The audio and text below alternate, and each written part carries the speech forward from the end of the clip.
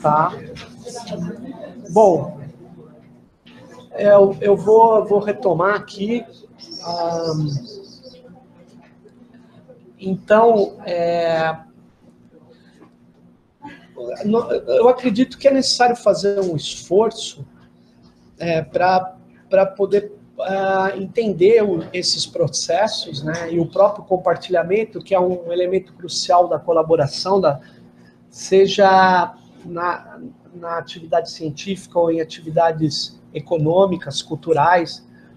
A ideia do compartilhamento é fundamental. Então, a gente precisa analisar as diferenças de compartilhamento sob alguns aspectos, né? Então, eu fiz uma coisa assim bastante inicial para analisar essas práticas de compartilhamento online. Eu nem fiz exaustivamente, né? Mas eu estou sugerindo, sim, se a gente analisar ou a plataforma ou o processo colaborativo, a gente poderia ter vários tipos de orientações para observar, né? Ou enquadramentos, ou montar uma taxonomia baseada em algumas coisas. Eu acho que os elementos relevantes que eu chamo a atenção não são definitivos, né? É bem inicial mesmo, mas eu acho que a gente deveria olhar como está o código e o algoritmo do ponto de vista da sua transparência, das suas licenças e tal. Você precisaria também olhar como que é feita essa criação de conhecimento, ou de conteúdos, ou de bens, depende do que você está falando, né? Como que é o desenvolvimento e a manutenção dessa criação, que é outra coisa. Como que é a dinâmica de uso, né? E quem se apropria dos valores gerados, se eles são gerados, né? Quem que se apropria? Então, se você pegar a Wikipedia, que é um exemplo de uma plataforma colaborativa, você tem o código aberto e você tem uma licença livre. Tanto é que você pode instalar aquele software da Wiki em qualquer servidor. Então, você tem também o código documentado, você tem a possibilidade de não só trabalhar naquela plataforma, né? Então, você tem, então, as garantias de um software livre, praticamente, na questão do código do Wikipedia. Na criação de conteúdo, ele é coletivo. Ele é distribuído também pela rede. Você cria os conteúdos. É claro que tem outros processos, se você for ver como é a manutenção dos verbetes na Wikipedia, passando para outra coluna, ele também é coletivo, mas ele é menos coletivo, menos distribuído, melhor dizendo. Ele tem várias regras, depende dos capítulos nacionais, há uma dinâmica muito específica, há muitas críticas de autoritarismo, dependendo do jeito que se gerencia em cada país, mas você tem uma dinâmica de uso, quer dizer, aquilo que está postado lá, todo mundo pode usar, é gratuito, é distribuído também, e é coletivo. E não há lucro envolvido, apesar de ser de uma empresa. Não há propaganda, não há marketing, não há venda de dados dos seus usuários. Os custos de operação são garantidos por financiamento coletivo, que é feito pelo menos uma vez por ano, na própria plataforma. Então, você tem um modelo que é de enciclopédia, de produção de uma enciclopédia. Uma enciclopédia é um projeto iluminista bastante limitado. Mas, do ponto de vista da prática colaborativa, o Wikipedia ele tem uma distribuição dos benefícios entre os seus usuários e desenvolvedores muito grande. E curiosamente, ninguém pode usar aquilo de marketing, né? Porque o verbete não é assinado em seu nome. É claro que você pode ter um perfil com o seu nome, mas Ele não aparece nos verbetes. Eu teria que entrar no histórico para saber quem é. Ele não é baseado nos valores do capitalismo. Isso que é incrível. Ele não é baseado. Por quê? Porque não tem marketing, não tem venda de dados. É o que mostra que é possível ter outro tipo de plataforma de colaboração. Agora, se você pegar o YouTube para falar de colaboração, quem faz o conteúdo do YouTube são ou somos nós, usuários. Estamos fazendo agora. Exatamente. O código é fechado, a licença é proprietária. Então, começa daí. Eu não tenho como pegar aquilo que o YouTube está fazendo e melhorar aqui, a gente instalar num servidor. Não tenho. Como é que é a criação do conhecimento? É coletiva, é distribuído.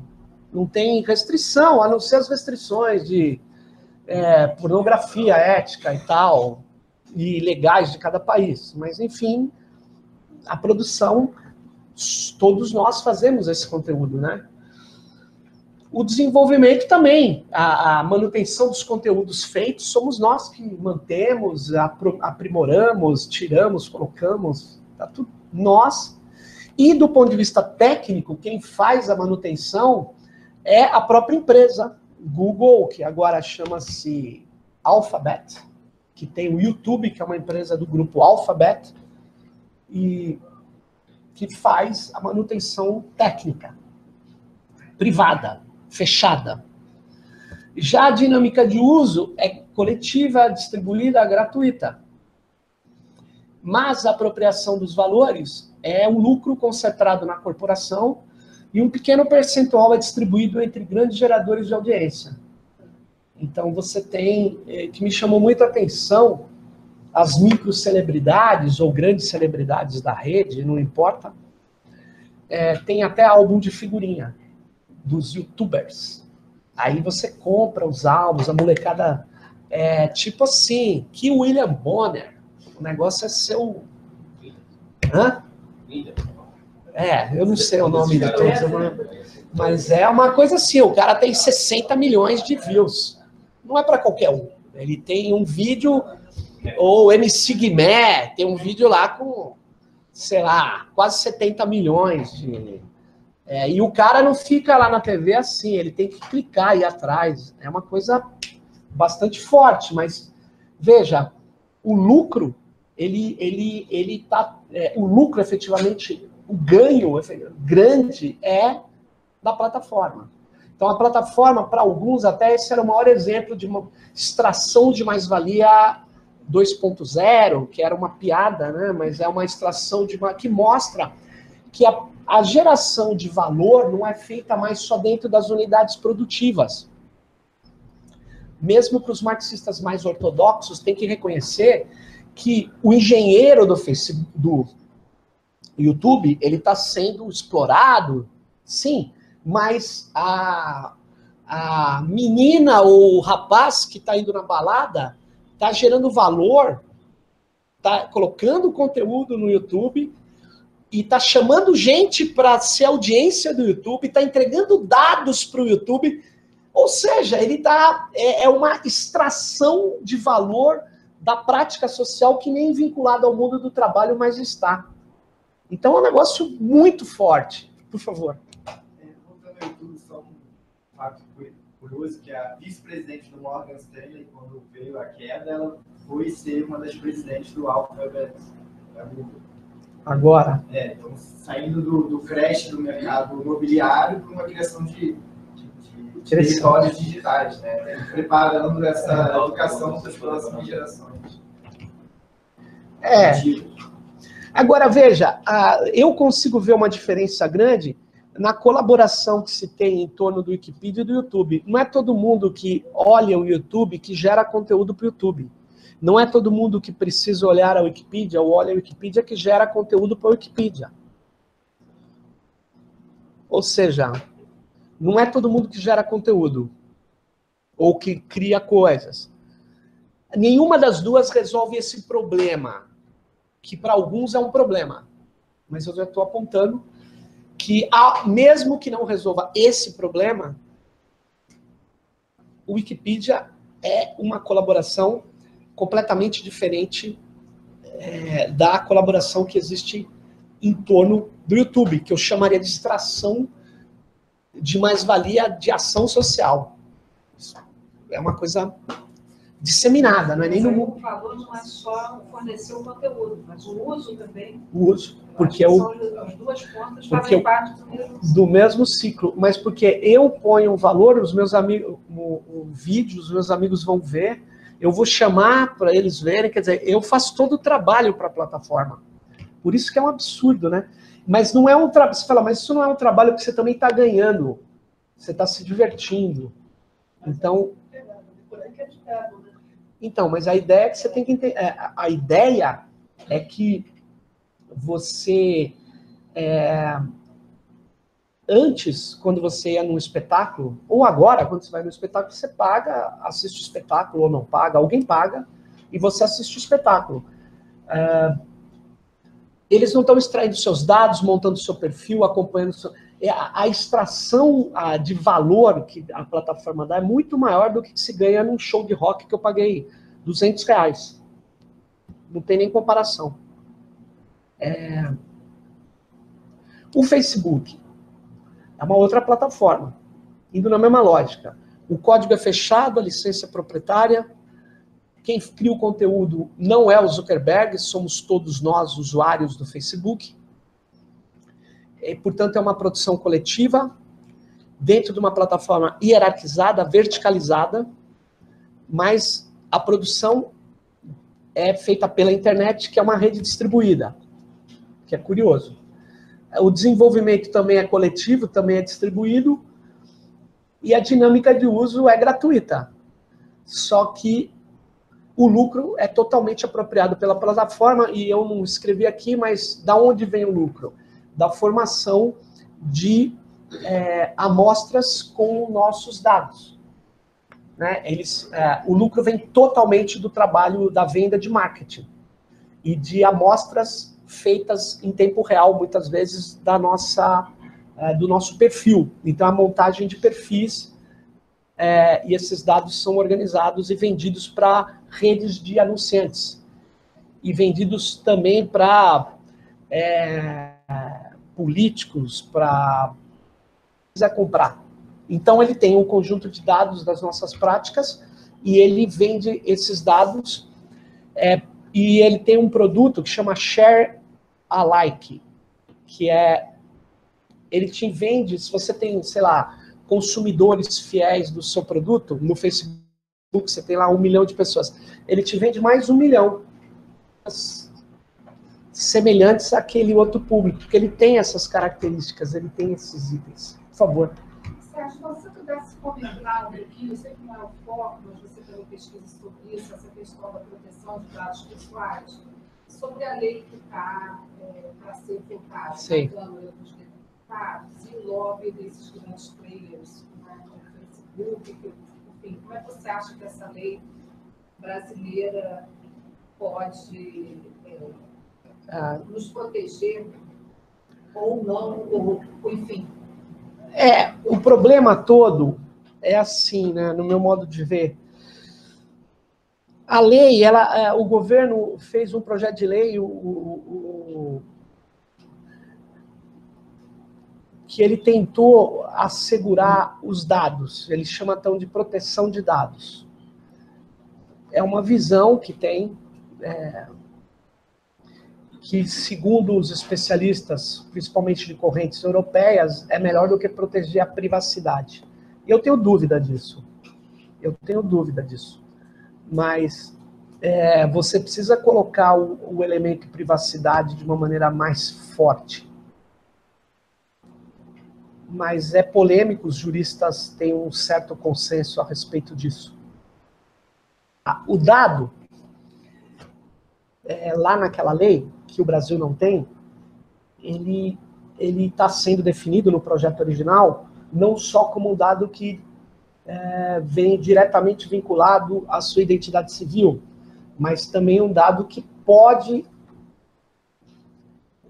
vamos dizer assim, identificá-la no momento seguinte. Então, ele tem esse cuidado. Ele tem esse cuidado. E aí tem uma polêmica. Uma série de setores empresariais não querem essa vinculação, até porque hoje tem um teórico que chama Phil Agri, ou Philip Agri, ele disse que a vigilância, ele chama de vigilância, né, ou a captura de dados não é mais passiva. Você está passando por aqui, eu estou pegando, está passando por aqui, eu estou pegando. Não, a vigilância ou a captura de dados é ativa, ela vai atrás de você. E ela vai cruzar os seus dados. E ela vai pegar os elementos que são preditivos, inclusive. Ela vai prever o que você vai fazer. Então, na verdade, tudo isso tem que ser pensado. Você não pode pensar estaticamente na câmera que está pegando dados de você. Você tem que pensar em robôs que estão indo atrás da sua ação numa sociedade cibernética, de aparelhos cada vez mais que criam uma atividade e geram dados sobre a atividade criada. Eu gosto de usar o exemplo da maçaneta de ferro, né, normal, analógica. Você vai com a chave, abre, fecha, abre, fecha. Quantas vezes abriu ou fechou no dia? Você não sabe. Mas se você pôr uma fechadura eletrônica, digital, ou de biometria, você vai saber exatamente que senha abriu, quem abriu, que hora abriu, quantas vezes fechou. Porque além dela abrir e fechar, ela gera um dado ela gera um log, ou alguns logs, sobre a atividade que ela desempenha. Toda a nossa sociedade está sendo construída com base cibernética, da geração de logs. E esses logs, eles num primeiro momento, podem não te identificar, mas num simples cruzamento ele já te identifica, e aí ele já reúne possibilidades preditivas de prever o seu comportamento, que é o problema. Isso tudo tem que estar na lei. A lei tenta fazer um pouco, mas o que está acontecendo hoje no Congresso é que está tendo um recuo disso. Eu fui na audiência pública o ano passado dessa lei, mas eu fui em uma, e eu terminei de falar, fiz uma intervenção bombástica, porque eles queriam que não votasse a lei, eu fui, por que tem que ter lei de proteção de dados? Mostrei como quem está capturando dados, como que está... E aí aquele clima foi bem... Claro, você coloca tudo de uma vez só, pode parecer até um Black Mirror, né? Mas, de certa maneira. E a pessoa que falou depois de mim era das associações de crédito, empresas de crédito. Ela falou, é preciso diferenciar dado pessoal de dado público. Eu preciso saber quem mora no meu condomínio. Os moradores do condomínio não pode ser um dado pessoal, tem que ser um dado público. Em seguida ela disse, cadastro não pode ser dado pessoal. E biometria também não. Aí terminou, eu falei para ela, o que é dado pessoal, então? Então, na verdade, há um problema. Há um problema de discussão. Eu não sei o que vai dar essa lei. Eu falei para dizer a você, eu não sei, porque o Congresso Nacional é bem complicado. Mas a gente não vende dados, a gente vende perfil. Isso. É isso que eu estou falando. Você tem que... Eles não vendem dado. A gente autoriza, né? Todos nós autorizamos. Ele não vende dado, até porque o dado ele quer para ele, fechado. Ele não deixa que você pegue o dado dentro dele, porque ele quer, claro, a riqueza dele é o dado que ele tem de todos nós para manipular o tempo todo, que eu falei, amostras. É possível se a lei permitir, a lei vai permitir nesse Congresso, é isso que eu estou falando. Por exemplo, Bill, vou te dar um exemplo de uma decisão que é histórica, nem vou perder muito tempo, vou simplificar muito, mas veja bem, a Universidade da Califórnia vendeu uma linhagem celular de um cara que chamava John Moore, que tinha um câncer muito específico, que o baço dele conseguia combater. não sei te explicar tecnicamente, eu não sou dessa área, mas a Universidade da Califórnia vendeu isso, essa linhagem celular, lá para a Sandox, na Suíça, que decodificou geneticamente, começou a fazer várias coisas. A Universidade da Califórnia ganhou $1,5 bilhão por isso. Quando o John Moore, do Alasca, descobriu, ele não era do software livre, vamos liberar para todo mundo. Não, ele falou, eu quero a minha parte em dinheiro. Claro, o baço era dele. E o câncer também. E o câncer. Tem um livro, vários livros falam disso. Eu me lembro agora do Laimer, É Preciso Politizar as Novas Tecnologias, mas tem, se você entrar na internet, tem vários. O que a Califórnia decidiu, a Corte Suprema da Califórnia? Que o baço é do John Moore, mas os dados são da Universidade da Califórnia. Porque o dado genético, apesar de ser do John Moore, também é da humanidade. E ele nunca teria acesso a ele sem uma mediação técnica da Universidade da Califórnia. A minha pergunta para você é, o meu dado genético é meu? A lei de proteção de dados considera esse dado sensível? Está lá que é sensível. Mas será que isso fica de pé no Brasil de hoje? Não, estou perguntando. Não, tipo, o que fica de pé? Ah, eles estão inventando mil coisas aí, né? Não, é outra discussão. Não. É interessante. Eu estou Tem a GDE, os órgãos de estatística internacionais seguem códigos de privacidade e de ética para processar dados, validar de toda forma. Eles não podem quebrar isso. Não podem. Não podem. Se eles deixarem liberar qualquer dado identificado, é uma receita mãe. Quem trabalha lá seguramente vai poder falar melhor sobre isso. Existem normas internacionais seríssimas. Agora, o que o Google pode, a universidade pode, sabe? Acho que é uma questão de ética que regula Agora entendi o que você está não falando. regula outros, e talvez devesse ser melhor ponderada. Porque o órgão público, não sei se não exatamente, mas é preciso que ele comercialize aqueles dados da forma que uma empresa privada vai comercializar e vai explorar dessa maneira essa informação. De toda forma, assim, o dado que o IBOP coleta numa pesquisa na rua, ele tem a minha identificação ou não tem a minha identificação, o IBGE coleta nas suas pesquisas, seus levantamentos, no censo, dados identificados, e para qualquer processamento tem que ser publicado sem identificação. Eu tenho que ter acesso a uma pesquisa acadêmica, por dados do Ministério da Cultura, sobre o Vale do uso do Vale Cultura no Brasil, que a informação é, os dados são identificados, nós não podemos te dar. Então, identifica e me dá. Não, o contrato que a gente tem com as empresas, que são as empresas que oferecem o benefício aos seus funcionários, não nos permite ceder de forma nenhuma. Então, assim, tem uma questão ética, dizer assim, eu, uma cidadã, uma pesquisa acadêmica, não pude ter acesso. Mas, sei lá, se Ticketmaster, Visa, que é um dos operadores que usa, vai poder usar isso, seguramente eles usam isso. Eles sabem quem compra livro onde, Só te complementar, o prefeito atual de São Paulo vai vender o dado do Vale Transporte. E esses são mais ou menos mais de 50 itens. Que precisaria ver, mas eu vou chutar, não tenho certeza do que eu estou falando, mas não seria muito mais que com 5 deles eu identifico qualquer pessoa. Então, na verdade, não é só proteger, porque eles falam, eu passo anonimamente tal dado, mas depende do dado que você passou, ele deixa de ser anônimo com o segundo cruzamento. É o que eu estava falando para você. Então, mas é claro que, como é bem curioso isso que você falou, o IBGE, de fato, eu nunca ouvi falar que vazou nenhum dado, nunca ouvi falar. Ele respeita as normas éticas.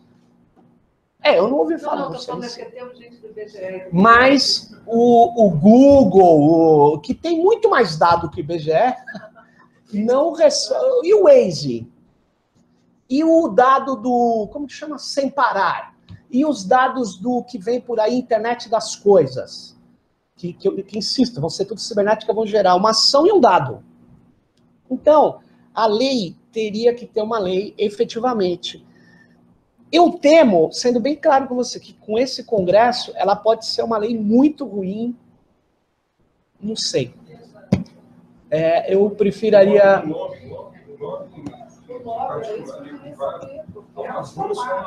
Um lobby como? Mas eles estão lá, você não vê quem... Olhem quem entregou propostas para a lei de proteção de dados. Uma avanço muito forte. Há um grupo de trabalhadores da Biblioteca Nacional está reclamando que, para discutir o depósito legal sobre nova documentação do depósito legal, então, estão reclamando que, para sentar na cadeira junto com eles, a Amazon. Totalmente desigual. Desigual, não tem condição. Foi como na semana passada, nos Estados Unidos, o Partido Republicano votou em maioria para derrubar as regras da FCC, para permitir que as empresas, os ISPs de lá, os provedores de internet, vendam os dados históricos de navegação que eles filtram, né, da outras empresas. E caindo lá, vai ter uma pressão aqui. Porque e o argumento é muito cínico. Eu queria que vocês observassem, né? O argumento das empresas de telecom é o seguinte: o Google pode coletar dados de todo mundo. E por que nós não podemos? Aí eu falo, Bidu, tem uma diferença. Eu, se quiser, navego o dia inteiro na internet e não acesso uma empresa Google. Se eu quiser, eu não acesso uma empresa Google. Não adianta falar, o Google domina não, mas domina, eu posso acessar o WordPress, posso ir no Yahoo, eu não preciso ir no Google, eu vou porque eu quero. É bem diferente. Na hora que você se conecta na internet, você tem que ter uma operadora. Todo o fluxo de dados vai passar por eles. Quer dizer, necessariamente você não tem nenhuma opção. Então não tem nada igual ao Google. É muito pior que o Google. É um totalitarismo digital absurdo, entendeu? Então, não vale o argumento. Mas eu me lembro no Marco Civil, o Eduardo Cunha veio com essa conversinha. Que eu ia muito lá, e ele, né, falaram, e ele vinha com aquele discurso, você quase chorava quando ouvia ele falar, porque ele é um lobista das teles, ele era um lobista das teles, né? Mas, enfim, deixa eu correr aqui, porque senão... Está online, está só pedindo para falar mais alto, enfim, chegar um pouco mais perto. Tá. Daqui a pouco bota o microfone. Tá, eu vou correr, eu prometo, em 10 minutinhos eu termino. Aqui, ó, eu queria só diferenciar a plataforma WordPress, para mostrar. A WordPress, ela não é nem uma ONG, ela é uma empresa, só que ela libera o código, é GPL, você pode instalar no seu servidor, você pode criar o template que você quiser, você pode alterar nas regras do software livre que permite você usar para qualquer fim e mudar e redistribuir as alterações desde que seja mantida a mesma licença, GPL. Mas, se você for usar a plataforma, o uso é coletivo, é distribuído, ele, inclusive, no caso do desenvolvimento e manutenção, enfim, permite essa instalação em outros servidores, ele é gratuito, você pode pagar, que é uma falha, eu devia ter posto aqui, mas se você quiser, você pode pagar, mas é bastante opcional você pagar ou não pagar para o WordPress, porque aí você tem uma série de benefícios de não ter que operar determinadas coisas e ganhar outras. Mas o fato de ser pago não altera em nada a existência de uma comunidade que mantém o código, uma comunidade do WordPress, o código ser aberto, você pode fazer o que você quiser com ele, e a apropriação é privada, porque tem um lucro, e é coletiva também, porque você pode fazer o que você quiser com ela e ter o lucro da tua coletividade ou não ter lucro. Então é bastante interessante, o modelo é diferente do Wikipedia, mas é bastante interessante, e todos ganham com código aberto. Então, veja, é muito... Quando você junta tudo isso numa mesma escala de finalidade da colaboração e tal, eu acho um equívoco. Porque aqui já tem disputas de concepção, de objetivos, e 2 casos de pesquisa colaborativa online. O Set at Home, que é um projeto de identificação de extraterrestres com base em sinais de rádios obtidos do exterior, do mundo, do universo, desculpe. Os planetas geram ondas de rádio, né? Quando eles estão girando, etc. Estrelas, etc. Só que existem a ideia de tentar pegar ondas de rádio que são diferentes, tem formatos diferentes, e aí você decodificar. E para isso eles montaram através de um software chamado BOINC, que é aberto, é GPL. Eles montaram uma grande rede de colaboração que você usa no seu browser. Quando o seu computador entra em tela de descanso, ele começa a processar os dados que são obtidos pela internet. Os dados, eles não são feitos por qualquer um, eles são distribuídos pela Universidade da Califórnia, né? A manutenção da plataforma também é institucional, apesar que o software é aberto. Tem uma comunidade e tal, mas as comunidades têm regras para participar, não é qualquer um que, por exemplo, você entrar na comunidade Debian, você tem um ritual, você tem que ter colaborado, você tem que ter tido patches, correções feitas. É colaborativo, mas é também meritocrático. Cada comunidade tem... não existe uma regra única de comunidades de software livre. Então, mas ele tem essa possibilidade, ele é coletivo nesse sentido. Os dados processados na plataforma também são captados por esse agente institucional. A dinâmica de uso eu já expliquei, as pessoas instalam a aplicação em seus browsers e processam os dados quando o computador não está sendo... E não há fins lucrativos. Um projeto bastante chamado de ciência cidadã. As pessoas participam e participam sem... na verdade, participam compartilhando o recurso das suas máquinas, montando um grande computador, supercomputador distribuído. O Crowdflower, que eu estava me referindo, tem outros exemplos aqui, que era legal depois a gente complementar, mas ele é fechado, a licença é proprietária, não sei de nada dele. A criação de conhecimento é distribuída, é coletivo. Na verdade, o desenvolvimento e manutenção, ele é coletivo no lado do usuário que compra, porque ele pode ser mantido com agregação de dados, mas a plataforma em si não, que é uma falha, eu deveria ter posto. O código dela e toda a manutenção é da empresa que a domina. Então é completamente privado aqui o desenvolvimento e manutenção da tecnologia. A dinâmica de uso é um uso pago, permite aos usuários acessar a força de trabalho online para limpar, rotular e enriquecer dados. Né? E a empresa ganha os lucros da operação, os voluntários podem receber um percentual pequeno do trabalho realizado. Mas, pelo que eu entendi, nem todos os voluntários recebem. Então, veja, são 2 modelos de ciência cidadã, que um já é capitalizado. E usa energias colaborativas também, pessoas que querem ajudar aquele projeto e tal. As nossas universidades no Brasil usam muito pouco esse recurso da colaboração de cidadãos.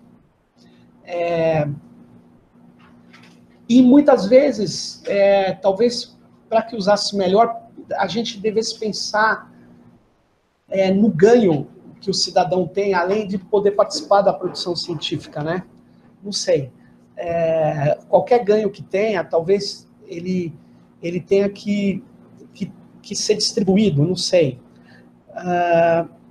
Mas eu avanço para dizer o seguinte: a ideia da produção colaborativa entre pares, do que o Yochai Becker traz no texto A Riqueza das Redes, ele trabalhou bastante aquele texto, né, que era não sei se vocês conhecem, A Riqueza das Redes, é um texto importante, Wealth of Networks, não tem em português. Eu acho que está indicado. Esse texto, ele é um texto bastante pretensioso, porque ele faz uma discussão com a riqueza das nações do Adam Smith.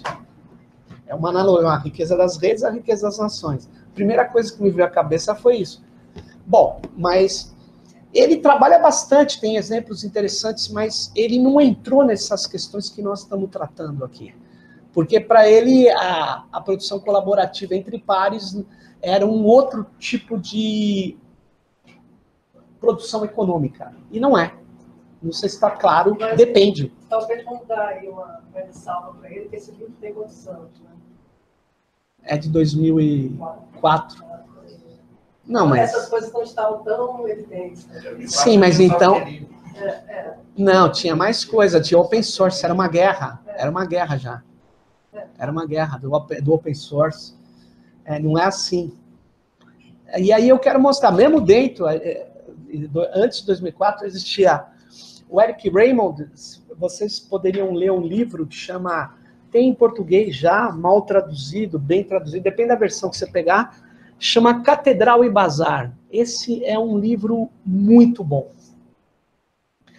Porque o Eric Raymond, ele é um libertário americano, ele é um anarcocapitalista. E por ser da tradição anarquista, anarcocapitalista americano libertária, ele é da Associação Nacional do Rifle. É aqueles caras que tem a propriedade, né, e fala, quem entra aqui morre. Nem o exército, nem ninguém, eu defendo a minha terra. Aquela coisa do americano contra o Estado, né? Ele é muito contra o Estado, ele não é contra as corporações, o que é curioso. Ele é um dos idealizadores do Open Source Movement. Ele é o cara. E esse livro, por outro lado, é um primor, porque ele diz, a superioridade é da colaboração. Mas por isso que eu comecei com o Marx lá. A cooperação não está contra o capital.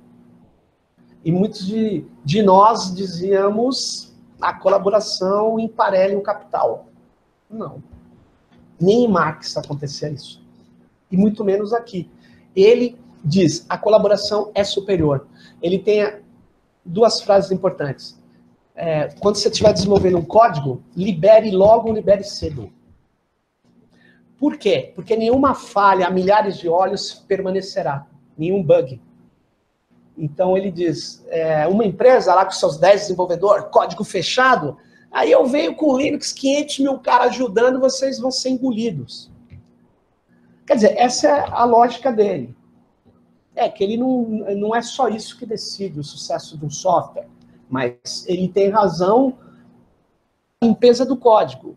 Você pega a robustez de um código, de vários códigos livres, é muito maior do que dos proprietários, independente das funcionalidades, do marketing, da utilidade.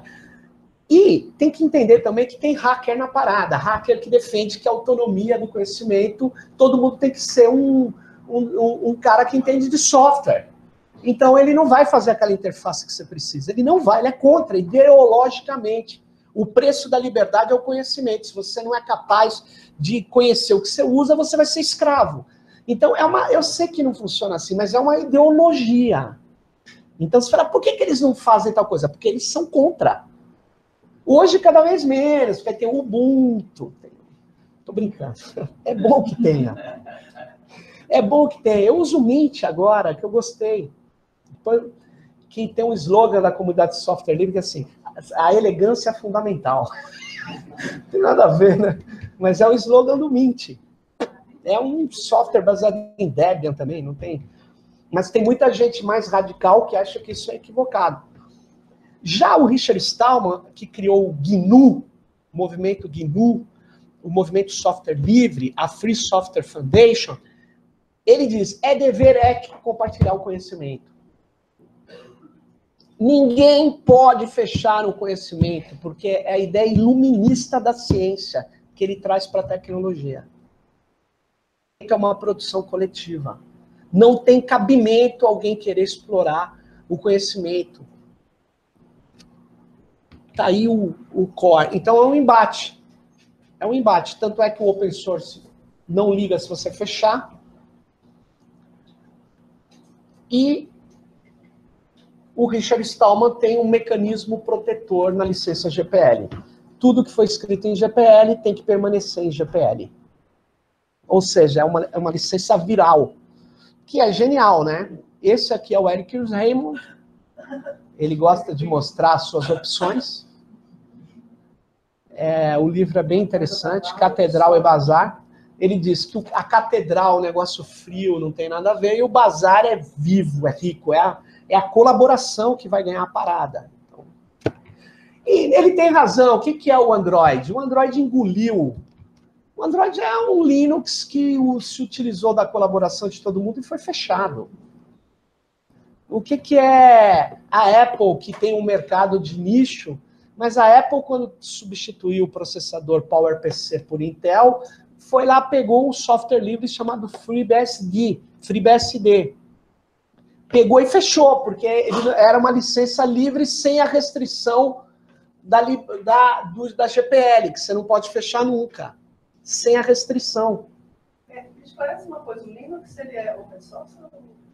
Então, atualmente, há um debate que o Linux não é mais livre, porque tem vários pedaços proprietários.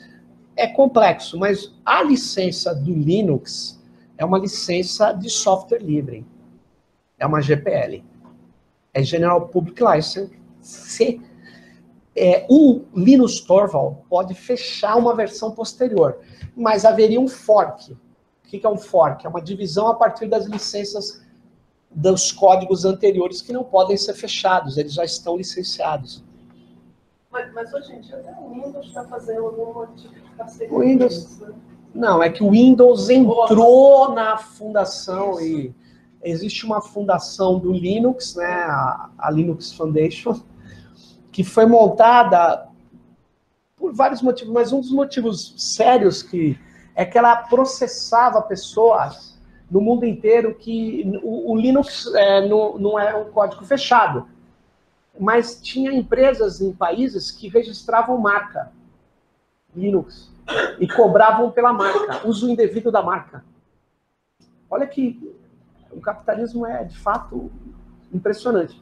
O cara lá na Austrália, ele registrou a marca Linux no nome da empresa. Todo mundo que usava Linux começou a ser processado por não pagar pela marca. E aí a Linux Foundation vai nos países e processa o cara porque a marca Linux não precisa pagar pelo uso. O código não paga, vai pagar pela marca. Então, era uma coisa complicada. Este é um livro interessante de coletânea, ele está online, Free as in Freedom, porque a palavra free em inglês ela é confusa, ela pode gerar gratuidade ou liberdade, os dois, e não necessariamente insisto nisso para o Stallman. O gratuito é o de menos. O importante é o conhecimento ser livre, sempre. Aqui está a ideia do GNU e a ideia do copyleft é uma ideia genial, eu gosto de sempre chamar a atenção do hackeamento. Por quê? Imagine se o Stallman, para proteger o software livre, fosse criar uma nova lei nos Estados Unidos de direito do autor. Lá no caso é copyright, né? Não estaríamos numa batalha legal até hoje. Então, o Eben Moglen, que é esse jurista americano, e o Stallman criaram a licença GPL, que é assim, já que o dono da coisa pode tudo aqui nos Estados Unidos, então vamos fazer uma licença, sugerir uma licença aos donos de software, que eles digam que esse software nunca poderá ser fechado. Por isso que a ideia do copyleft é usar uma lei draconiana para garantir a liberdade. É o chamado hackeamento. É muito, muito forte essa ideia. E que talvez seja a solução para vários dos nossos problemas. Eu acho que eu tenho que acabar, porque só mais duas telas. Assim, o Michael Bowers da Peer-to-Peer Foundation, ele tem uma ideia que ele começou a elaborar. Ele fala que você tem duas formas principais de colaboração, de operação, melhor dizendo, interpares, né? Uma é o peer-to-peer. Eu não traduzi isso, eu não saberia traduzir. Em common, talvez em comum, que reúne pessoas em torno de um objeto comum. Por exemplo, software livre, compartilhado, mantido e defendido por uma comunidade. Repare que tem a palavra defendido, porque você tem que defender da apropriação privada. Isso, Stallman, desde que montou a GPL, sabia disso. O trabalho colaborativo precisa ser protegido da apropriação privada. Há 3 elementos básicos: o recurso, a comunidade que gerencia, a governança ativa desse recurso. E relações de mercado distribuídas. É uma forma de ver isso que eu acabei. Essa toda a minha fala aqui. Onde pessoas criam, através de plataforma privatizada, e substituem os intermediários habituais. Interessante. Este Netarchy Capitalism permite a criação de um mercado pela extração direta de valor resultante da cooperação humana e da produção comum de pares, sem passar pela remuneração do trabalho.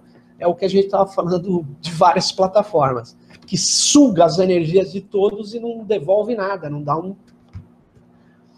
E aí eu termino com isso. Hackathon é um exemplo de prática colaborativa, de ação colaborativa. A gente junta os hackers para fazer um desafio, resolver um problema, um coding dojo. Eu vou chamar tudo de hackathon.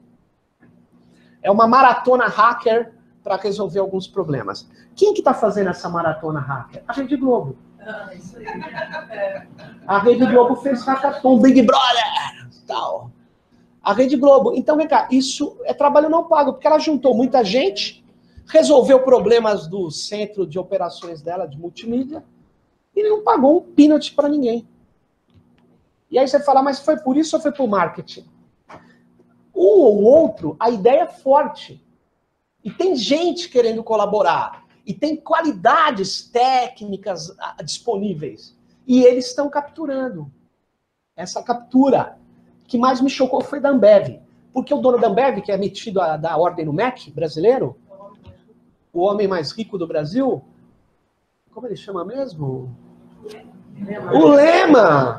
Fundação Lema. Eu já fui para um hackathon da Fundação Lema. Não, é no hackathon. Vou explicar melhor, porque agora o mundo das acordos. Era um hackathon do INEP, e quando eu descobri que quem pagou minha passagem, tudo foi a Fundação Lema, e não só a minha, nem vou falar de quem foi, porque eu não quero. Mas a gente chegou lá, estava lá, tinha muitos projetos bons, tratamento do banco de dados do INEP, que depois a Oracle fez uma reclamação, não deixou ninguém mais pegar. O problema é, esse dado é do governo ou é da Oracle? Enfim. Mas eu fiquei triste no hackathon da Ambev, porque a Ambev transformou cerveja em água no Brasil inteiro, tudo que era cerveja diferente virou tudo água, e agora eu não sei, espero que eles não consigam ter sucesso na educação, porque senão o negócio... Bom, eu sugiro a gente trabalhar alguns textos, eu não pude avançar muito, mas eu gostaria, numa próxima vez, continuar essas discussões, trabalhando a ideia que está muito forte na América Latina, porque a ideia de comum é um outro terceiro elemento que se articula com compartilhamento, com processo de trabalho, né? Mesmo que o trabalho não seja capitalista. E na América Latina, a gente tem muita reflexão sobre um outro tipo de comum, ou de commons,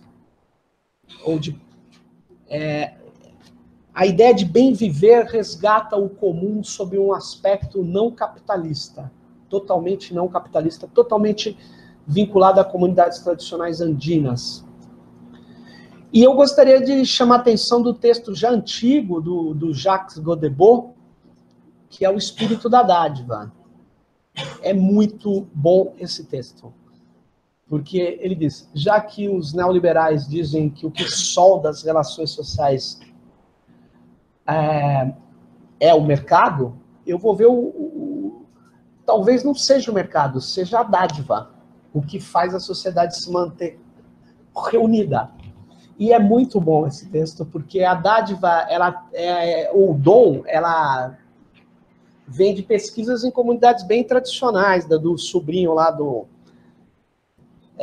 do Durkheim, né? O Marcel Mauss, genro, sobrinho, o Marcel Mauss, e tinha gente que falava, não, isso é lá atrás, na sociedade tradicional, e não é, né? A dádiva é o que solda a maior parte das relações de família. Mas, enfim, eu não tenho muito tempo, e esse texto que eu termino pelo seguinte, ele faz, no primeiro capítulo que eu dei de volta para vocês, ele faz uma análise do termo comum, da etimologia do termo comum, e mostra as disputas que existem no termo comum. É interessante, é mais ou menos como essas aqui. Mas, no final, o comum, ele depende de algumas condições. E o Dardot e o Laval, eles falam, o comum não é algo que vem da natureza. Porque a gente usa muito que o oceano é comum porque ninguém pode se apropriar. Ele falou, não é essa a questão. A questão é, o comum tem que ser pensado não como algo reificado, ou condições naturais geraram o comum. O comum é uma prática, não é nem uma condição do ser também, uma ontologia, nem é uma prática. Então é a prática que cria o comum, então tudo pode ser comum. Nessa concepção. É bem interessante. E eu vou passar, eu falei demais, talvez, não sei, mas eu queria trazer esses pontos da chamada colaboração. Ela existe, ela é forte, ela tem comunidades tradicionais, não tradicionais, de hackers, de índios, de mulheres negras nas periferias, de resistência, de ação fenomenal, como a do Wikipedia, plataformas mundiais. O comum a internet é comum, a internet é um commons. A internet não é um bem privatizado. Por exemplo, a língua é um commons, né? E aí tem várias discussões sobre essas práticas que eu ligo com o common aí. O comum aí. São práticas colaborativas, são práticas de compartilhamento que garantem o comum. É isso.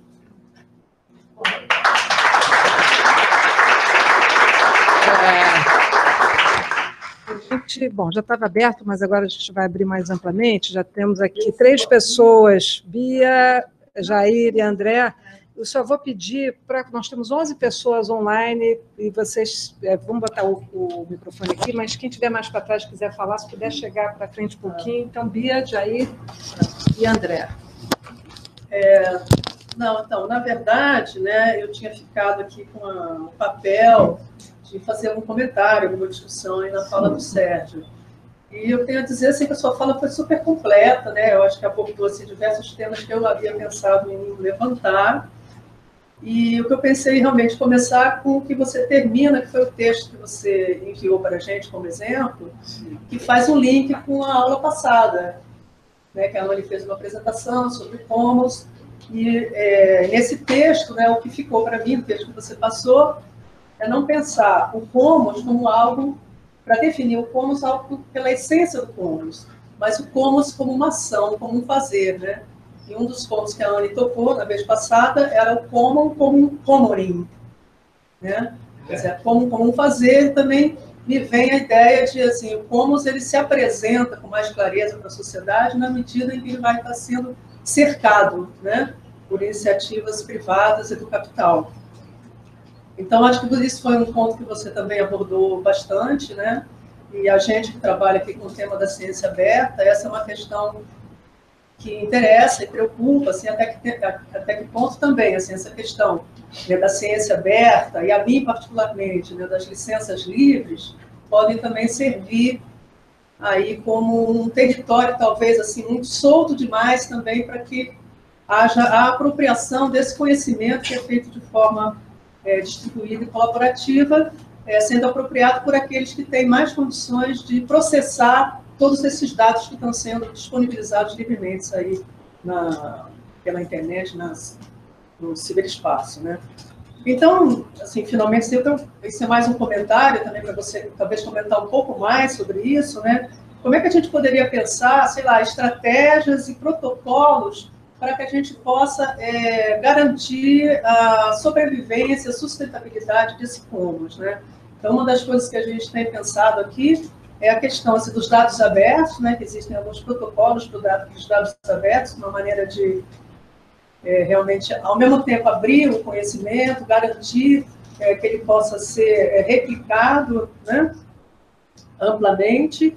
E também, paralelamente, a questão que você tocou também, que a gente vai até aprofundar em outro módulo aqui, mas aproveitando a sua presença, né, que é a questão das licenças alternativas, as licenças livres, que, como eu falei, muitas vezes podem deixar as coisas talvez um pouco soltas demais nesse universo aí, vamos dizer, pensando na questão do conhecimento, pensando na questão do conhecimento voltado para a área de saúde, para a produção de medicamentos, onde existem aí vários laboratórios fazendo pesquisas de forma colaborativa, e esse conhecimento pode ser apropriado por alguém que coloca mais alguma coisa naquela pesquisa que está sendo feita no desenvolvimento de um medicamento, e lá na ponta fecha uma patente. Então, são coisas aí mais para a gente, sei lá, você comentar o que você achar interessante sobre esses aspectos de estratégias e protocolos para proteger o comum. Sérgio, você quer ouvir um pouquinho? Melhor, né? Você dá uma descansada. Então, Jair, depois tem André e depois tem André. Na verdade, falando de comum... Estou perto. Nesse sentido de falar de comum e falando de dados, Joana, eu queria que você me falasse, se pelo menos, alguma experiência de plataforma de cooperação de memória, né? Especialmente eu trabalho com memória social, e diferentemente de produção de conteúdo, produção de bens, ou seja, a produção de memória tem uma relevância interessante quando você compartilha memórias individuais para construir memórias coletivas, né? Então, queria que você falasse alguma experiência de plataformas dentro desse sentido.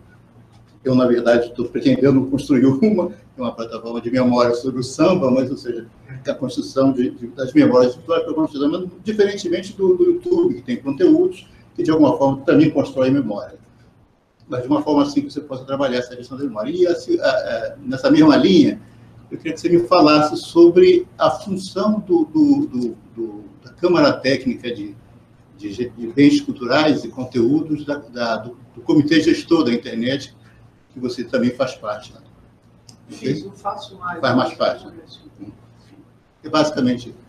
Tá, o Jair, inclusive, fez uma tese de doutorado que ele defendeu no passado sobre samba global, essa coisa dessas várias comunidades do samba que existem em todo mundo. André Apel, André Brasil. Bom, fazendo um gancho aí com o que a Bia falou do Commons, né, também, e do compartilhamento, né, e também com o que o Sérgio disse sobre a parte da produção colaborativa, eu venho investigando alguns exemplos de casos de ciência cidadã, que ele citou um do SET, né? O SET foi uma das primeiras iniciativas aí de ciência cidadã, onde você tem uma produção colaborativa, mas assim, o que eu tenho observado assim, em alguns outros casos de ciência cidadã, como por exemplo o Stardust, que é relacionado ao do SET, mas no caso as pessoas analisam imagens para descobrir partículas de poeira espacial, e aí, com isso, elas conseguem identificar corpos celestes ou outras coisas interessantes para a NASA, por exemplo. E você tem aí também um outro projeto que é o HappyMorphs, que é de identificação de mariposas. O que eu tenho visto muito assim nessa área de ciência cidadã, é que esse aspecto da produção colaborativa ele é incentivado, né? Mas ele é incentivado e a característica do compartilhamento, né? Quer dizer, essas informações elas são reunidas, não digo no caso da NASA, do Stardust, que eu não sei a questão do compartilhamento, como que procede ali dentro internacionalmente, mas no caso, por exemplo, de iniciativas como o HappyMorphs, que é de identificação de mariposas, que até usa aquela plataforma que ele citou da Mechanical Turk, né, das pessoas trabalhando com pouco, dando um pouco de dinheiro e tudo, né, recebendo algum dinheiro pela produção daquilo, né, da contribuição, mas esse aspecto de compartilhamento, na maioria das vezes, nessas iniciativas, ele fica cerceado, né? Então, quer dizer, essa produção ela acaba ficando a título de quem criou a plataforma, aquela economia de plataforma que o Sérgio citou, né? Então, muitas dessas experiências, assim, elas caem nesse... Quer dizer, elas são colaborativas, as pessoas entram ou por uma mobilização, eu quero contribuir para o bem da ciência, eu quero ver como funciona esse negócio de identificar partícula espacial, ou então, eu quero aprender um pouco mais sobre a identificação de mariposa. A pessoa até aprende, né? Mas esse resultado, ele normalmente, na maioria das vezes, nos casos de ciência cidadã, ele não é compartilhado ao público, assim, tipo, olha, tantas mariposas são do tipo tal, eles não divulgam, assim, eles divulgam, assim, no máximo quantas classificações de mariposas foram feitas e tal, mas o dado geral, assim, nessas experiências, particularmente ciência cidadã, ele não, esse aspecto do compartilhamento depois, né, da produção de conhecimentos, quer dizer, acaba caindo como uma coisa de captura mesmo, né, que alguns textos da Sarita e do Pouco também falam sobre essa parte de captura dos conhecimentos, quer dizer, aquilo que o Sérgio falou também sobre você pegar um pouco do tempo de vida do cara e embutir no trabalho, quer dizer, ele tá sacrificando um tempo que ele estaria usando para um descanso, uma atividade ali de lazer dele, e ele passa a fazer uma produção que ele não ganha nada com isso. Então, essas questões, elas rondam, né, essa produção, essa economia, né, de plataforma, como o Sérgio falou. Então, essas questões todas elas ficam rondando, e particularmente nesses projetos de ciência cidadã que eu observado, que eu estou fazendo um estudo também que é associado à gamificação, né, quer dizer, alguns elementos de imagem para imobilizar ainda mais essa produção, né, que é uma produção colaborativa, quer dizer, ele fica mobilizado nesse sentido. E, quer dizer, tem exceções, né, o Wikipedia que ele falou, né, que é uma coisa colaborativa e fica tudo visível, tem Stack Overflow, que é perguntas e respostas, e aí o conteúdo fica visível para todo mundo, né? Não sei se tem outras capturas lá dentro também, né? Então, aí eu só queria colocar isso e perguntar o que o Sérgio acha com relação a essa questão de alguns casos terem a produção colaborativa e não terem, né, o compartilhamento. Isso mantém aquela definição que você deu lá de, né, de economia da plataforma, de colaboração, ou isso altera de alguma forma alguma coisa? Eu queria deixar aí como um ponto de pergunta, até para me ajudar no trabalho que estou fazendo também, para definir melhor, porque eu estou vendo uma tendência para esse lado, né, de captura, muita captura e pouca disseminação, pouco compartilhamento. Né? Pelo menos na maioria das experiências. Eu estou fazendo uma tese de doutorado sobre o uso da gamificação para a produção colaborativa, ou seja, como é que se mobiliza as subjetividades deles, e aí ele acabou caindo dentro de muita experiência em ciência cidadã. Interessante. Também a doutora Márcia está fazendo sobre as novas formas de publicação aberta. Então, tem uma dúvida assim, se é possível a gente caracterizar ou identificar tanto os algoritmos como as plataformas também como uma espécie de capital fixo das uma nova forma, como se fosse uma sofisticação do capital fixo que a gente via na era do capital industrial, por mais que a gente tenha transitado para essa nova era da informação, do conhecimento e tal, porque a gente acaba observando ainda a prevalência de barreiras técnicas, que você tinha técnicas e financeiras para constituir um capital fixo, e era isso que impedia a maioria dos atores de atuar, de explorar valor, assim como o capital faz.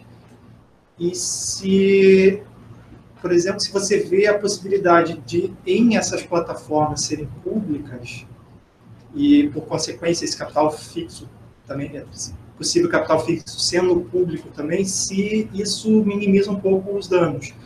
Aí eu vou colocar dois exemplos, no caso da ciência, da publicação e tal, não são plataformas necessariamente públicas, elas têm um formato de associação e tal, mas no caso da Crossref e o DOI, que é amplamente utilizado pelas publicações científicas e tal, para identificação, e uma outra também que é o ORCID, o ORCID, também são plataformas que favorecem o trabalho da ciência, favorecem, digamos assim, possibilitam evolução do trabalho da publicação científica, mas você não tem essencialmente uma apropriação ali capitalista, então, de certa forma, isso favorece ou não a formação dessas plataformas. Bom, alguém quer? A gente pode depois fazer mais. Alguém quer fazer uma? Então, talvez seja um bom número para ele responder. É.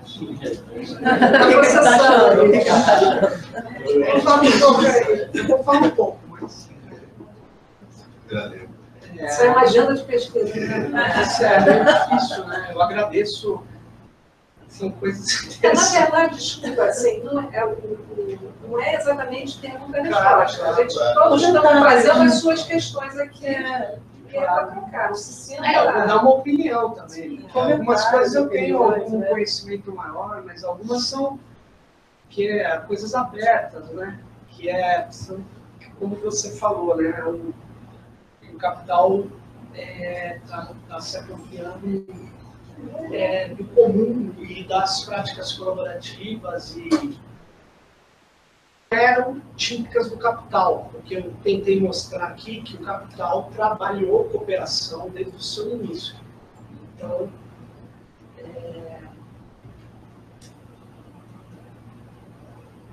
quando você fala, né, de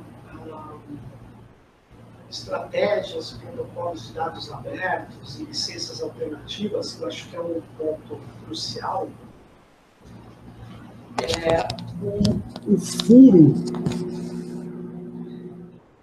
da GPL está não no software, ela está nas patentes, em coisas patenteáveis, né?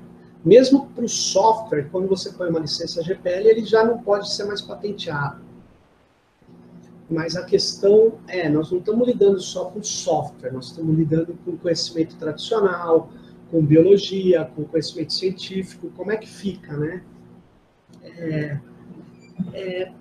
Eu acho que a gente tem um grande furo, que a gente não conseguiu um modelo tipo GPL, um copyleft, no mundo da patente. Nós não conseguimos. Algo que fosse similar. Aí é que está algo similar, que tem um efeito, eu não consigo ver. Uma vez eu fui chamado pela associação, como é que era? Associação dos Índios em Defesa da Propriedade Intelectual. O nome pode ter uma variação. Eu falei, eu não vou. O cara falou, por que você não vai? Porque eu falei, primeiro que índio não tem nem propriedade física, ainda mais intelectual. Mas para proteger os nossos conhecimentos. Eu entendo. Será que esse é o caminho? Né? O caminho é mais ou menos o caminho da GPL em relação ao copyright. Em vez de eu estourar a lei, eu mantenho não um domínio público. Eu mantenho uma licença de propriedade. Só que ela tem um efeito diferenciado, completamente oposto ao objetivo do copyright. E no caso do conhecimento das comunidades ribeirinhas, das comunidades dos mateiros, como é que eu protejo contra o patenteamento da qualquer mega laboratório aí que está fazendo essa biopirataria, vamos falar assim?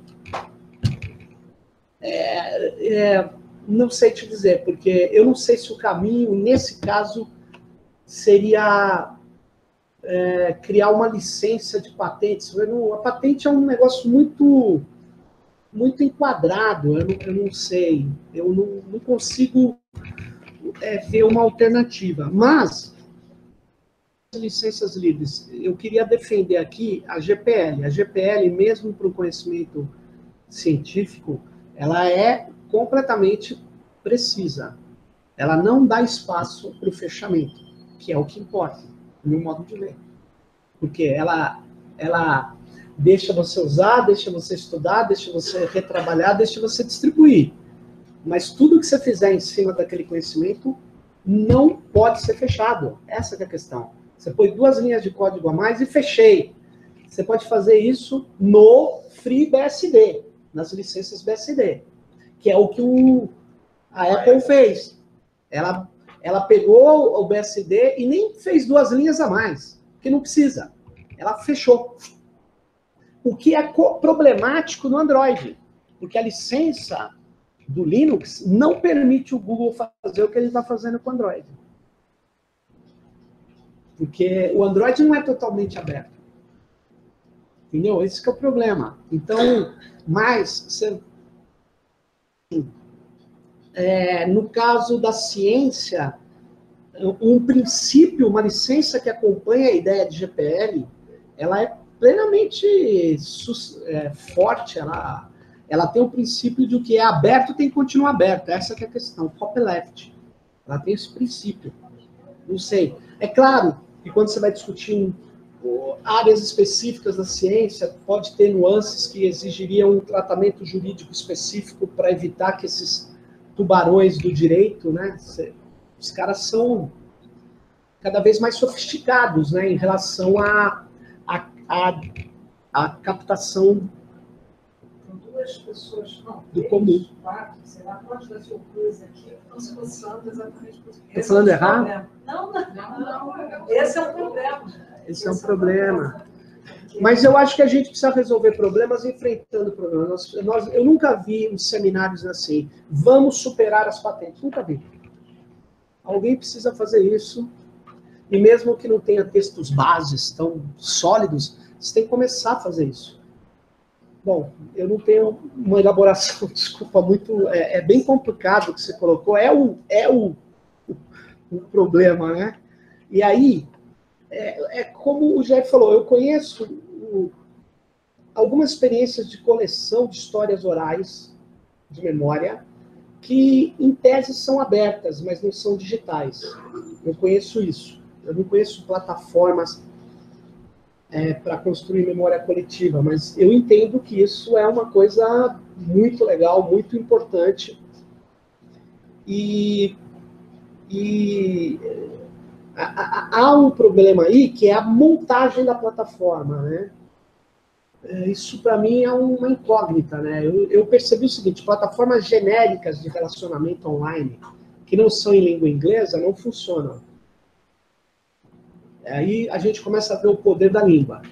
Eles montaram um império onde o sol nunca se punha no século XIX, o inglês virou a língua de contato, e nós não somos nativos ingleses, em inglês, e a nossa dificuldade sempre vai ser maior do que a deles. E tudo que a gente tiver que lançar em inglês é um problema para ser massivo em português.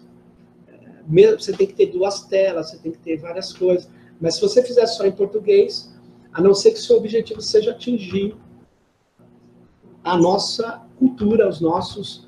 Se você for fazer uma plataforma de samba, você pode ter uma estratégia de consolidação, que vai começar em língua portuguesa. É óbvio que o samba é daqui, mas se você for ganhar força mundial, ela não vai poder ser em português, né?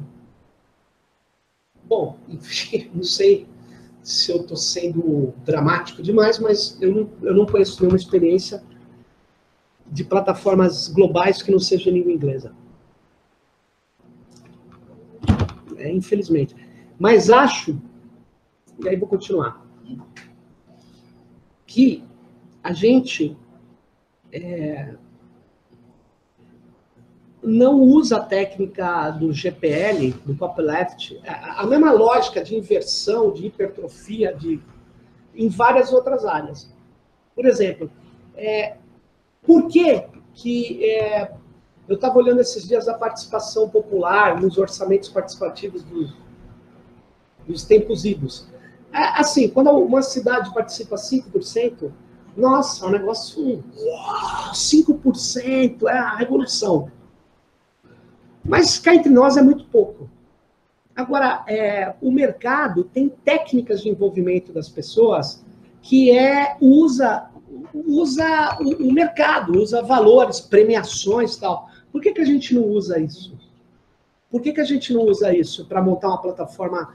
É assim, eu dou desconto no IPTU, quem me ajudar a administrar a cidade, quem me falar onde tem que ser o ponto de ônibus, toda vez que você colaborar, você concorre a prêmios. Tá? Você tem que hackear a coisa, você tem que fazer isso, porque senão você não vai enfrentar, você tem que tirar a energia deles e levar para o outro lado. E você não tira a energia dele só racionalmente. Você tá... É uma outra polêmica. Toda vez que eu fui lá na USP e falei isso a semana passada, os caras me olhavam como um marciano, assim. Porque eu falei... Eles estão construindo o poder deles com tecnologias, com técnicas, com logísticas, e nós não, a gente quer ir na razão, no projeto iluminista. Nós não vamos ganhar deles. Não vamos desse jeito, não vamos nem melhorar. É muito difícil. Aí o cara, você está dizendo que a tecnologia pode nos ajudar? A tecnologia é um meio. Aí eu falei, tudo bem. Não vou discutir. Ele acha que a superioridade norte-americana vem do inglês puritano que montou aquele país. Ele não sabe o que aqui o exército americano é poderoso. Poderoso nada, é tecnológico. O exército americano a gente dá uns tapas que eles não sobrevivem. O problema deles é a superioridade tecnológica. A superioridade deles, a doutrina militar deles é baseada em tecnologia.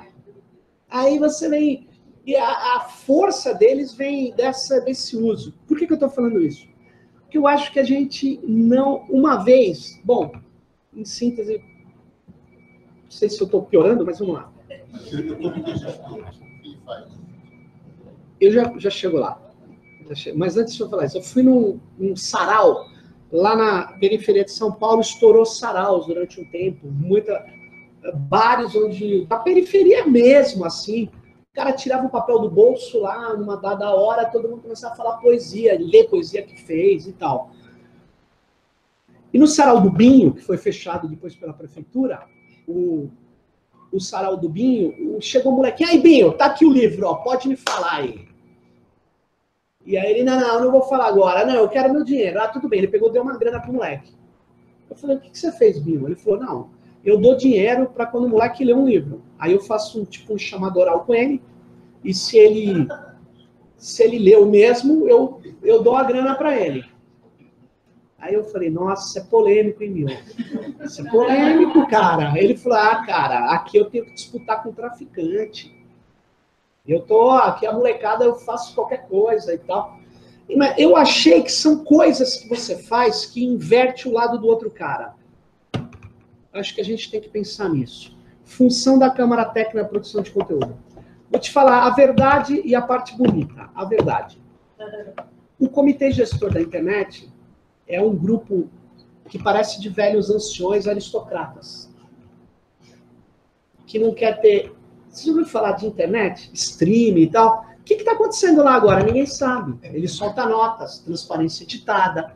E eu fui da minha gestão lá, eu era o radical. Os caras, não pode, o cara tá chegando, lá vem ele. Eu e a Veridiana Limonge, que era do IDEC, do Intervoz, a gente era... Por quê? Porque eu falava, tem que ter streaming essa reunião. Não, streaming, aí nós vamos negociar por fora. Eu falei, como sempre. É caro, mas as pessoas têm que saber o que se discute aqui. Não. Aí fizeram o Internet Tour. Uma reunião em cada lugar do Brasil, para as pessoas verem. Fizeram vários paliativos. Transparência e abertura do comitê gestor. Uma delas, eles criaram essas câmaras, que tem o objetivo de juntar pessoas para discutir proposições relativas à internet, em cultura, em educação, etc. É uma lógica, mas é um negócio restrito. Quem definiu aquilo? Os membros do comitê gestor. Por quê? Quer dizer, são processos obscuros, no meu modo de ver, que precisam ser mexidos. E não é simples mexer. Por quê? Porque tem interesses consolidados. E agora, menos ainda, porque os que estão lá são os golpistas. Eles estão dando golpe na eleição, mexendo em tudo, fazendo... É complicadíssima a situação lá. E as teles, na verdade, eles só não destruíram o comitê gestor porque o presidente Lula tirou de uma portaria interministerial, aliás, sabe que ministérios tinham criado o comitê gestor numa portaria de ministros? Comunicação, que foram unificados. Ele teria sido jogado, porque a ideia das teles, é uma ideia mundial, é subordinar a internet e todos os seus órgãos de criação de protocolos, gestão de recursos, para as teles, para a União Internacional de Telecomunicações e, no caso do Brasil, para a Anatel. Então, o que está em questão agora é que eles só não fazem isso porque o Brasil tem uma força internacional grande por causa do comitê gestor, etc, etc, suas figuras lá e tal, e eles vão ter vai pegar muito mal, eles não estão em condição. Senão eles já teriam dado um baile. Essa Câmara, ela precisa ser democratizada. Como que é o critério de participação? Quem escolhe? Eu sei quem escolhe, os membros do comitê. Foi feito para dar uma esvaziada na ideia de que você teria que arejar aquilo mais. Mas já que é assim, então vamos arejar. Vamos fazer que aquilo seja algo importante. Ela tem muitos recursos, né? Não só financeiro no registro BR. Não é nem esse o problema. Tem muitas informações, você pode fazer muitas coisas. Então, acho que precisaria mexer nisso. Mas ela é muito fraca hoje. Muito fraca. Deixa eu correr aqui, desculpa, tem mais uma questão. O André falou dos casos de ciência cidadã. Eu não conhecia, eu te falei até na hora do intervalo. Mas sobre a questão que você levanta, eu acho que existe muito na área de meio ambiente essas plataformas de ciência cidadã. Mas nós podíamos ter em várias áreas. E eu acho que elas deveriam ser federadas, que são técnicas que a gente pode fazer o seguinte: a gente não tem um banco de dados centralizado num único lugar. A gente tem um algoritmo que permite que tudo fale com tudo, mas que os servidores não fiquem num lugar só, o que garante sigilo, melhor tratamento dos dados. Quando alguém precisar de todos os dados, você tem, mas esses dados, você tem que ter um acordo entre todos, mesmo que o acordo seja automatizado, mas você tem registro de quem fez. Eu acho que se a gente faz... Vou dar um exemplo. A gente faz um projeto de acompanhar as eleições do ano que vem, que tem um servidor aqui no Espírito Santo, em São Paulo, no Rio Grande do Sul, no Ceará, e que esses dados são coletados, distribuídos e garantidos com carta de princípio, é uma coisa. E aí eu queria dizer, aproveitando aqui, eu acho que tem que ter isso. Acho que tem que usar a ideia de rede federada. Rede federada e não rede centralizada. Núcleo, nó. Você tem que distribuir isso. Para a produção colaborativa ter várias vantagens. E acho que a produção colaborativa científica, sem compartilhamento, é um absurdo, né? Do resultado. Porque a cessão de dados, até acho que não precisa ser colaborativa, porque muitas vezes você tem os dados captados do Tribunal de Contas. Eu quero fazer uma análise federal, pego os dados do que ninguém faz nada, do Tribunal de Contas, e faço um tratamento de data mining nele. E agora, o que eu estou fazendo tem que ser publicizado, a não ser aquilo que envolve o que ela disse lá, dados pessoais. O que eu acho complicado, vou te falar por quê. Na área de saúde. Na área de saúde, se eu anonimizar todos os dados, uma série de pesquisas o pesquisador não vai fazer. Porque ele precisa do histórico, ele precisa do histórico, ele precisa saber a região que o cara está, ele precisa saber a família do cara, qual incidência e tal. Como é que a gente resolve isso? Com criptografia e com técnicas, não só com princípios que a gente tem que ter ética, mas eu não posso confiar, eu tenho que ter lá o log. Eu tenho que ter lá a chave criptográfica. Plataformas com criptografia. Que não é o que tem no prontuário. A criptografia é para proteger o banco de dados, só que o banco não está, cada cidadão pode ter uma chave, o seu médico e algumas pessoas que podem ter as chaves de usar aquilo, entendeu? Ou o sistema usar aquilo. Ou se o médico pedir aquilo, emite-se uma chave na hora, só que fica registrado o que ele pediu, entendeu? Da onde vaza dados? E ele não vai vazar o dado nunca de todo o banco, mas só de um paciente. Por quê? Você usa a criptografia para individualizar. Não é feito assim. Não é feito assim. Eles não usam assim. Então tem lá, imagina, esse banco de dados está na mão. Bom, vou dar um exemplo. Eu cheguei numa farmácia e olhei do lado, né? Uma pessoa, ele falou, ó, se a senhora deixar esse antibiótico, a receita, esses dados, tal, a farma, se eu não me engano, droga farma. Bom, agora eu não vou me lembrar. Mas ele pagava 40% do valor, o desconto era de 40% do valor do antibiótico. R$120 menos 48, o cara, claro. Agora vem cá, quem que está pagando isso?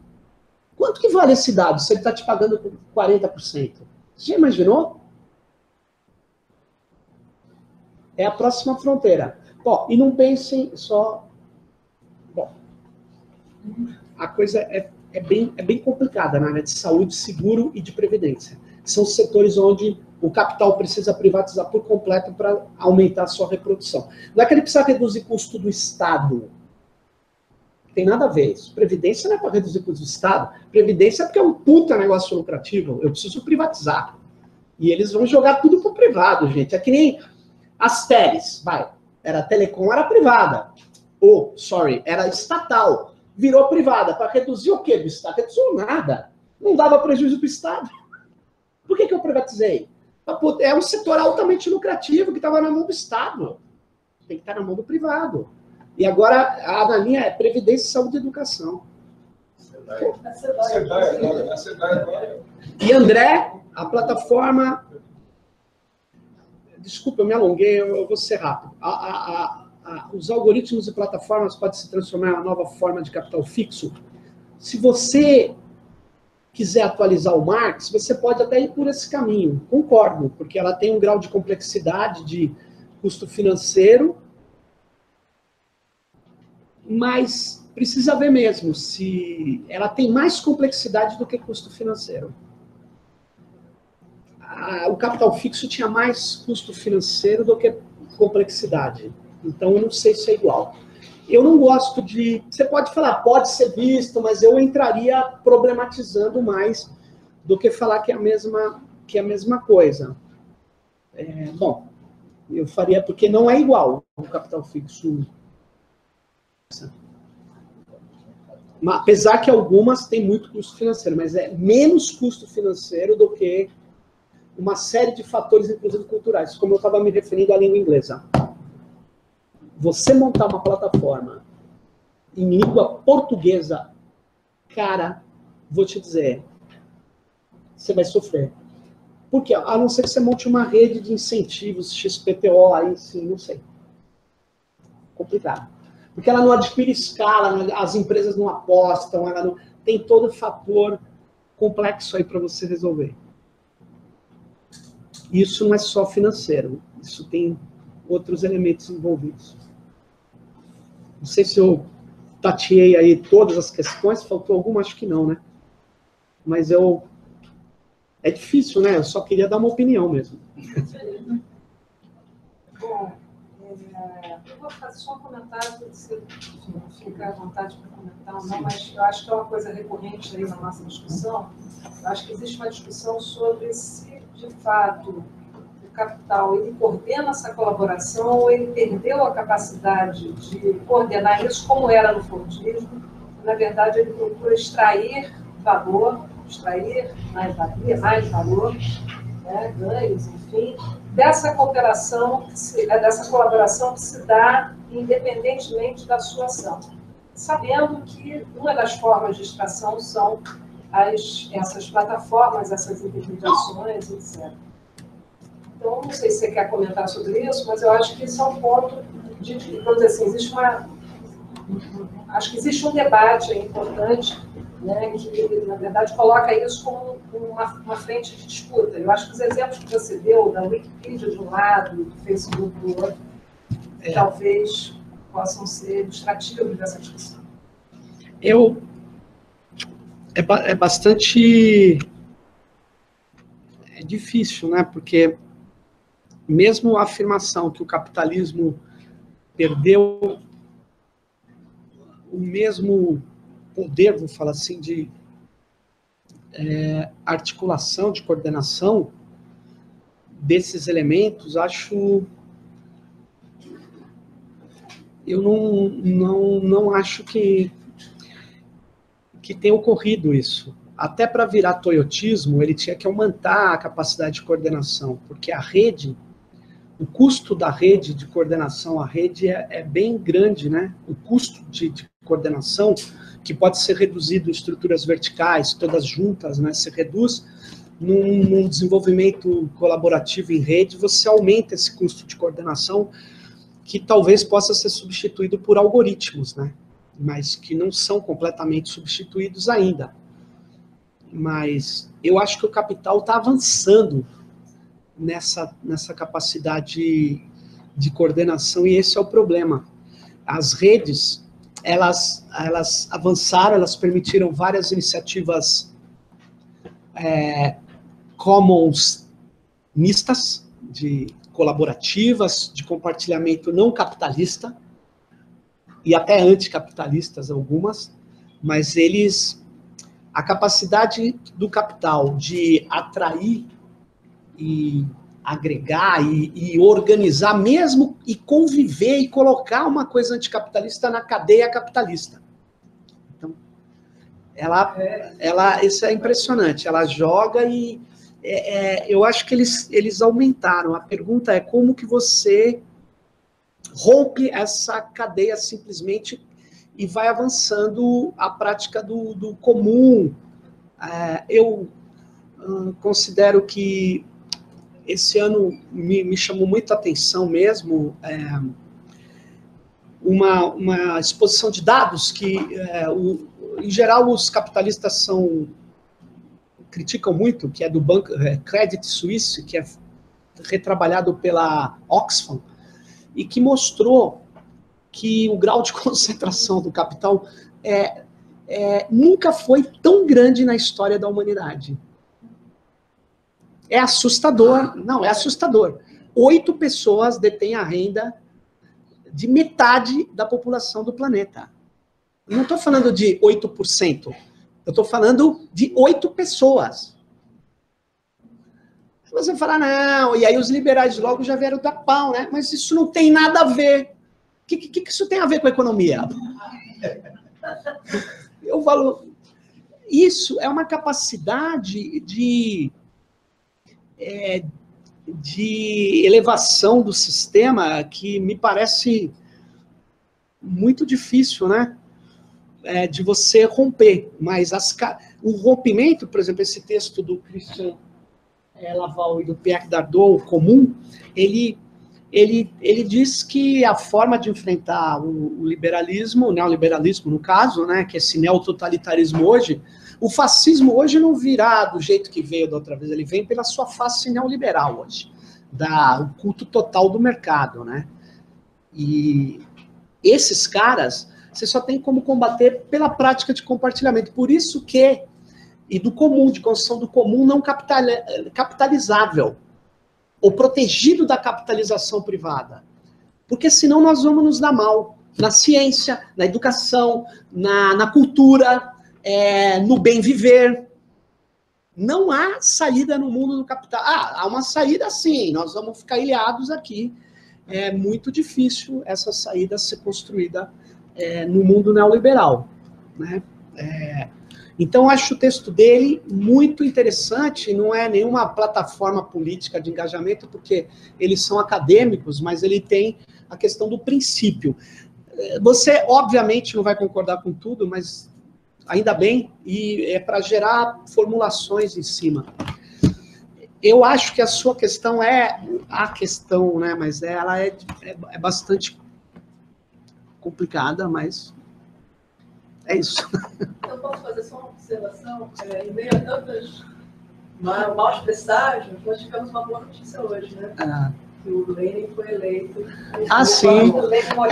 Mas eles vão perder várias eleições, mas a situação vai ficando cada vez mais tensa. No mundo há uma divisão muito forte, social, ideológica, se você preferir, de pensamento imaginário. E eu, antes de ir embora, você me permite fazer uma propaganda? Está conectado à internet aqui? Sim. Não adianta. Eu queria falar o seguinte, aproveitar práticas colaborativas não capitalistas A gente, lá na universidade nossa, conseguiu um terreno para construir um laboratório.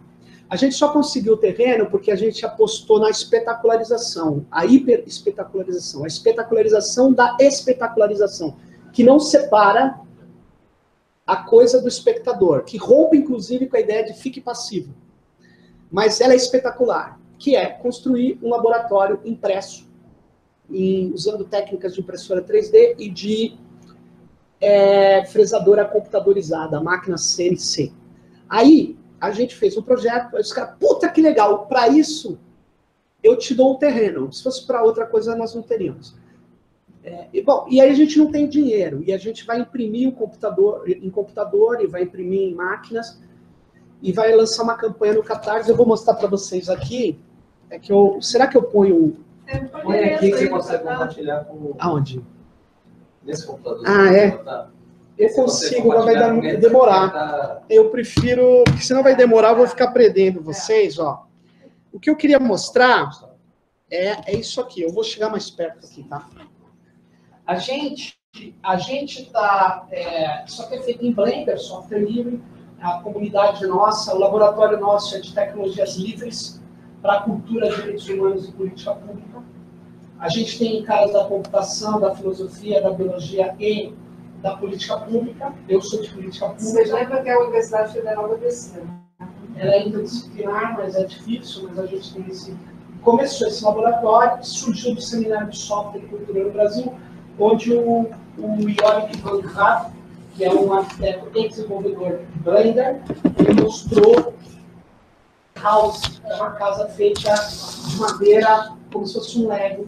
Aí a gente adaptou para o Wikilab, e a gente está montando esse projeto. Isso aqui ele vai ser feito 2 módulos, vai funcionar, e aqui umas imagens da Inglaterra, vai funcionar o Makerspace e madeira ecológica, a gente corta, faz um tipo de arranjo de montagem sem um prego, e ele fica muito pesado, dá para fazer até 3 cidades e tal, mas o nosso é um laboratório. A gente vai lançar uma campanha no Catarse dia 5, agora, quarta-feira, vai lançar. O Catarse é uma plataforma colaborativa, que eu até poderia ter posto aí, mas ela... Você manda para mim que eu mando. Mas mas aí, falando de plataforma, ela é bem clara, ela fica com o percentual do que a gente arrecada, e é um percentual lá, acho bem legal. Qual a vantagem? A credibilidade, eles trabalham com cartão de crédito e tal, é bem honesto, e tem uma plataforma mundial que não colou no Brasil, curioso. Essa que tem no Brasil, a Catarse tem outras, mas essa é a maior. A gente vai fazer, e a gente está pedindo, nos 2 primeiros dias, é muito importante que tenha muita colaboração, mesmo que pouco valor, para chegar a uma quantia, é mais do que isso, para mostrar que tem muita gente apostando, e vai falar, sabe, você vai falar, mas que eu ganho, né? Você poderia me perguntar o que eu ganho no laboratório na Federal do ABC?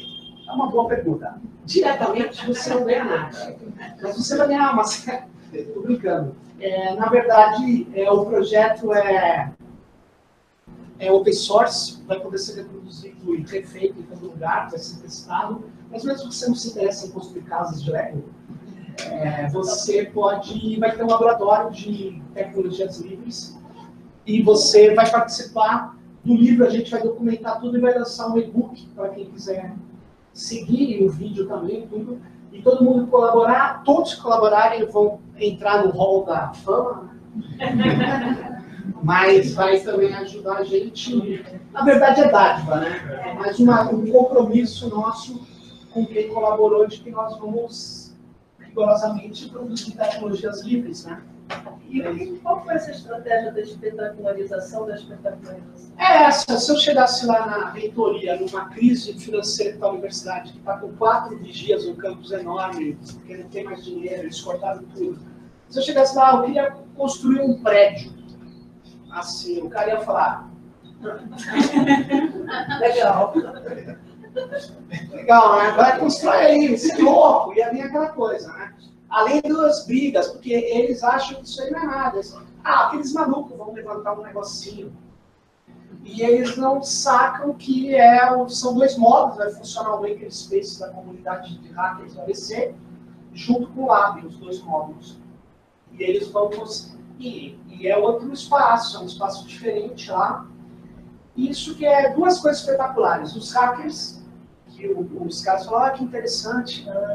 E a outra, mas mais do que o hacker, também seria problema entrar na universidade. Tem a espetacularização mesmo é quando o cara viu a montagem. Ele falou, nossa, que genial.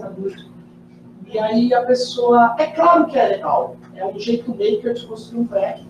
E no tempo, muita gente está interessada em ver como vai funcionar, porque as experiências que tiveram no Brasil, os caras desmontavam logo. A nossa vai ficar. Então dá para ver uma série de coisas de quem se interessa por construção, que não é o meu caso. Mas tem o pessoal. Isso pode ser uma forma de construir coisas bem baratas. A prefeitura fazer um centro cultural, uma ONG. E o grande problema é a calibragem da máquina. Nós vamos soltar todos os detalhes da máquina. É difícil de calibrar para cortar as peças exatamente do jeito que elas têm que ser. E aí você vem como que monta, como que você leva as peças para o lugar, como que você distribui a logística para grudar a peça. Não é uma coisa... a gente vai notificar, fazer o manual, filmar e distribuir. Compartilhar. Compartilhar, porque é uma coisa que a gente vai ser feito com um coletivo que vai nos ajudar, que vai ser vamos dizer, construtor do laboratório, né?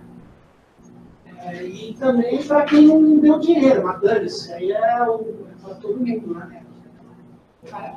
Muito bem, gente. Sérgio, obrigadíssimo. Acho que foi riquíssimo.